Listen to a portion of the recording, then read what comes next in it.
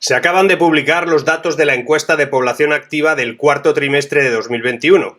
Te dejo el enlace del documento oficial abajo. Si te los miras por encima o si te pones a leer lo que dicen los análisis que están saliendo en los medios tradicionales, la impresión que vas a sacar es que son datos muy buenos y que de un momento a otro vamos a vivir todos en Disneylandia. Pero la verdad, lamento decirlo, no es esa.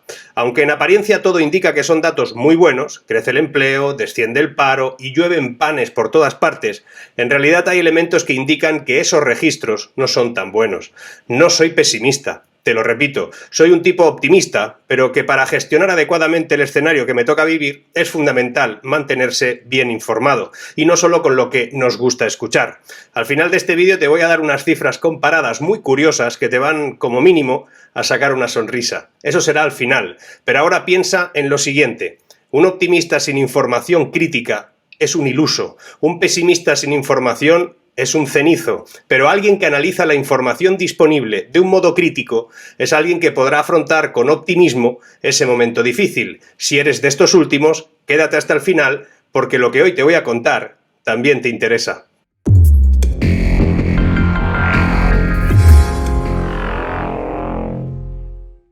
El mercado laboral español parece estar en plena reconstrucción, con la creación de 840.000 empleos, lo que supone un fuerte ritmo de avance de la ocupación del 4,35%.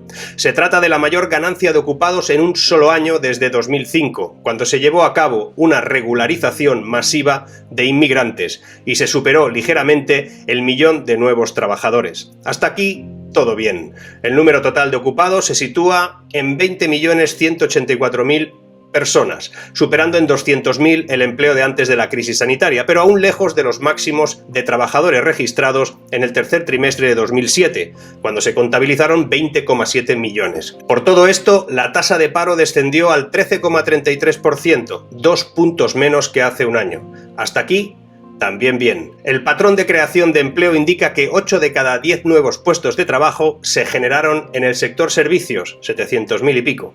Esto ya no tan bien. Pero lo importante es que la crisis sanitaria nos ha dado un buen toque de atención, un toque de atención brutal, y equivocar el diagnóstico podría ser peor a medio plazo que la consecuencia inmediata. Confío en que vamos a ponernos en marcha, pero no confío en quienes dicen que nos van a ayudar a hacerlo, visto la manera en la que tienen de analizar los registros de empleo, por ejemplo. Por lo menos no puedo confiar mientras el discurso se disfrace, los datos se manipulen y a todo se le ponga una cenefa de aplausos, y se disfraza con el análisis epidérmico de esta EPA, por ejemplo. Hay datos que indican que las cifras no son tan buenas, es más, son realmente malas. Entre ellas destaca el descenso del número de activos, que ha sido de 158.900 personas en ese trimestre, algo que denota un desánimo por parte de los ciudadanos a la hora de buscar empleo, algo que se deriva de un empeoramiento de las expectativas y que equivale a la mitad del descenso del paro trimestral.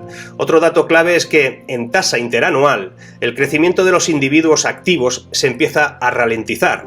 Si hace un año crecíamos interanualmente un 1,27%, ahora ya solo es un 0,9%.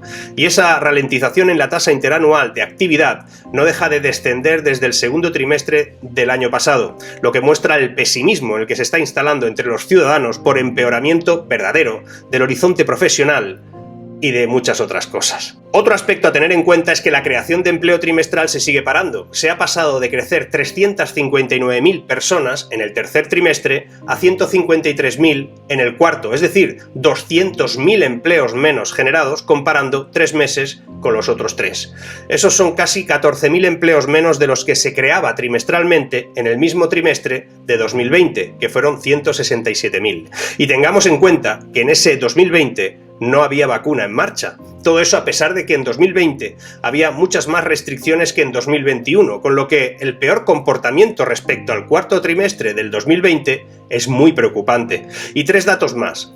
Curiosamente, el empleo que se ha generado, que como has visto no es tan excepcional si se analiza en detalle, resulta que se ha creado mayoritariamente en Andalucía, 102.000 empleos, y en Madrid, 46.000. Es decir, entre ambas suman casi tantos ocupados como todos los creados a nivel nacional en ese trimestre, y esas dos comunidades no están gobernadas por ninguno de los dos partidos que componen la coalición del gobierno. El segundo dato es que se sigue ocultando intencionadamente que en esa creación de empleo sigue teniendo un peso determinante el empleo público en términos interanuales, ya que de los 840.700 empleos creados, el 11,47 corresponde al sector público, casi 100.000. Eso es grave porque ese empleo no proviene de necesidades del mercado o de una mayor actividad económica, sino que dependen de una decisión política que acaba directamente a costes públicos y déficit y deuda. Y el tercer dato, las horas trabajadas. ¿Cómo puede ser que si hay tanto empleo, tantos nuevos trabajadores, las horas computadas, trabajadas, sean menos que antes? En resumen, la tasa interanual de creación de empleo va perdiendo fuerza. Pasa del 5,72 en el segundo trimestre del 21 al 4,35 en el cuarto. Es decir, cada vez es menos intensa la creación de empleo real registrada. Y, además, al incrementarla con empleo público, el gasto de dicho sector aumentará más y de forma estructural, y solo contribuirá a reducir la capacidad de inversión pública para la generación de empleo productivo. Pues si atendemos a que medios y políticos varios solo hacen que aplaudir con las orejas con estos datos, obviando que la creación de empleo se sujeta en generarlo de manera precaria en el sector servicios y de manera irresponsable en las administraciones, aquí nadie se está preocupando del enorme desafío al que nos vamos a tener que enfrentar como sociedad. Fíjate, actualmente el 30% de todas las tareas las realizan máquinas y las personas hacen el resto. Sin embargo, en 2025 ese equilibrio cambiará drásticamente a una combinación de un 50% para humanos y otro 50% para dispositivos tecnológicos. Algo que puede ser bueno si se comprende en su justa dimensión y se prevé estratégicamente, pero que podría convertirse en un barrizal si no se actúa previamente. Un aumento en la automatización puede ser bueno para los trabajadores formados y puede ayudar a estimular la economía. Se ha demostrado que las nuevas tecnologías tienden a dejar atrás a los trabajadores con salarios más bajos. Durante la crisis sanitaria no hemos visto que esto se acelere, pero en una hipotética recuperación en 2024 la cosa cambiará de manera drástica. La inteligencia artificial no es capaz de causar oleadas masivas de despidos, sino que la configuración de la nueva economía automatizada requerirá mucho dinero, tiempo y recursos, algo que muchas empresas no han tenido durante esta crisis, pero sí inmediatamente después.